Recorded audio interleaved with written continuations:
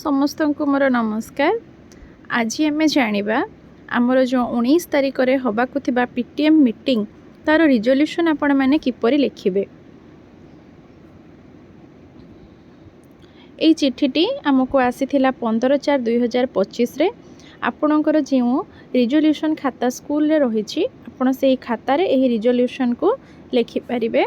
मु यही रिजोल्यूशन को सुंदर भाव में लिखिदेछि। आपण यहाँ को देखि आपण खातार यही रिजोल्यूशन को लिखिपारे।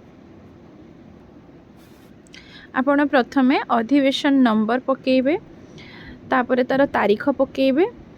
सेटा 19 तारिख रे हबार अछि, तेणु आमे से 19/4/2025 तारीख देबा।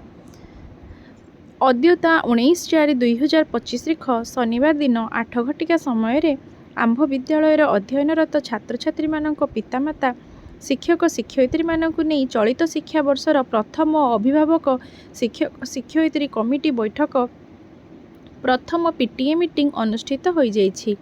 विद्यालयर प्रधान शिक्षक प्रधान शिक्षयित्री सभापतित्व रे उक्त बैठक में निम्नलिखित प्रसंगगुड़ी को उपस्थापन करा जाई सर्वसम्मतिक्रमे गृहीत करागला। प्रसंग 1 अभिभावक मानक स्वागत अभिभाषण प्रदान। बैठकर आरंभ में विद्यालयर प्रधान शिक्षयित्री द्वारा अद्य आयोजित प्रथम अभिभावक शिक्षक शिक्षयित्री कमिटी प्रथम पीटीए बैठक में उपस्थित समस्त को सौहृदर सहित स्वागत संबर्धना करा जाइथिला। प्रसंग 2 समाप्ति सूचक आकलन 2 उपलब्धि को अभिभावक निकट में उपस्थापन। प्रधान शिक्षयित्री और सहकारी शिक्षयित्री समाप्ति सूचक आकलन 2 पिलामानकर उपलब्धि को अभिभावक निकट में उपस्थापन करथिले। प्रत्येक शिक्षार्थी उत्तर खाता अभिभावक मानक देखा जाइथिला। शिक्षार्थी प्रगतिपत्र संपर्क में आलोचना करा जाइथिला। प्रसंग 3 शैक्षिक कैलेंडर 2025-26 2025-26 शैक्षिक कैलेंडर रे मासवारी कार्य दिवस आकलन पई समय निर्घंट छुट्टी दिवस विभिन्न कार्यक्रम पालनीय दिवस और अभिभावक शिक्षक शिक्षयित्री तथा विद्यालय परिचालना उन्नयन कमिटी बैठक संपर्क में आलोचना करा जाइथिला। प्रसंग 4 छात्र छात्री मानक मागणारे पाठ्यपुस्तक जोगाण। ओडिशा सरकार राज्यर सरकारी और सरकारी अनुदान प्राप्त विद्यालय रे पढ़ुथिबा प्रथम रु अष्टम श्रेणी पिलामानंकु सरकार मागणारे पाठ्यपुस्तक जोगाई देउछन्ति। एहा द्वारा शिक्षार्थींकर पाठपढ़ा प्रति आग्रह उपस्थान हार वृद्धि और अधारु पाठपढ़ा छाड़ुथिबा पिलांक संख्या कमा जाई परिबो। एही संपर्क में आलोचना करा जाइथिला। प्रसंग 5 मुख्यमंत्री पोषण योजना।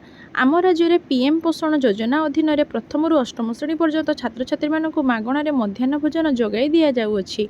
एहा सह छात्र छात्रींकर पुष्टिसार रे उन्नति आनिबा पई और ड्रप आउट रेट कमाइबा पई मुख्यमंत्री पोषण योजना माध्यम रे नवम और दशम श्रेणी छात्र छात्री मानक भोजन जोगाई दिया जाउछि।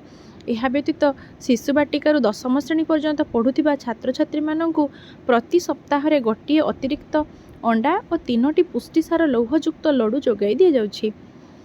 प्रसंग 6 अधारु पाठ छाड़ुथिबा आदु नाम लेखाई नथिबा विद्यालय बाहर थिबा पिलामानंक निमंते सर्वेक्षण और सेमानंकु शिक्षार मुख्य स्रोत रे शामिल करिबा पई अभियान किपरि सफल करा जाई परिबो से संपर्क में आलोचना करा जाइथिला।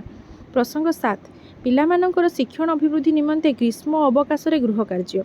ग्रीष्म अवकाश रे पिलामाने जेपरि निज निजर पाठपढ़ा कार्य नियोजित हेबे सेथिपई अभिभावक माने दृष्टि देबे। खरारे बाहर बुलिबे नाही, दिया जाइथिबा गृह कार्य को यथारीति पूरण करिवे। ए संपर्क में आलोचना करा जाइथिला। प्रसंग 8 अंशुघात प्रति सावधानता। पिलामानंको किभଳି भाबरे अंशुघात रक्षा करा जाई परिबो सेथिपई शिक्षक शिक्षयित्री अभिभावक माने सतर्क रहिबा एकांत आवश्यक। एही संपर्क में विस्तृत आलोचना करा जाइथिला। प्रसंग 9 अभिभावक मानक ठारू विद्यालयर शिक्षार सर्वांगीन उन्नति निमंते गठनमूलक प्रस्ताव आह्वान करी एहाको लिपिबद्ध करा जाइथिला और तदनुसार कार्य करने को निष्पत्ति नियागला। प्रसंग 10 धन्यवाद अर्पण। गोष्ठी और शिक्षक एही विद्यालय को सुंदर भाव में गढ़ी तोलिबा पई सेमानकर उद्यम सर्वदा प्रशंसनीय। एही मर्मरे प्रधान शिक्षयित्री समस्त को धन्यवाद अर्पण करी सभा को सांग करथिले। धन्यवाद।